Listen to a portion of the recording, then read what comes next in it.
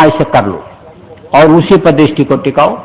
दूसरे नाम, तीसरे नाम, चौथा नाम, पांचवा नाम, जिनके राम को लो उनके रूप को याद करो और माला पूरा 108 दाने का, एक नाम का एक नाम का अलग अलग जपते जाओ और आखिर में जय गुरुदेव, ध्यान गुरु महाराज, 8 माला का सुमिरन किया और बैठ गए। देखो, सुमिरन अगर नहीं पकता है तो ध्यान और भजन में ये मदद नहीं करते, और सुमिरन अगर पक गया तो ये मदद कर देते हैं। सुमिरन अगर न पके तो थोड़ा संपुट भी लगा लिया जाता है।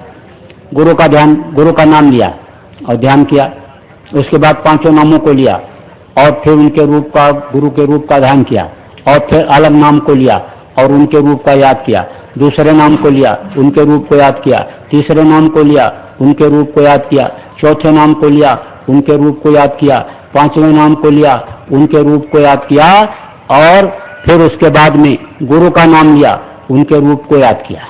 अब ये संपुट लग गया। अब उसके बाद सुमिरन करना शुरू करो। आखिर में फिर इसी तरह से संपुट लगा दो।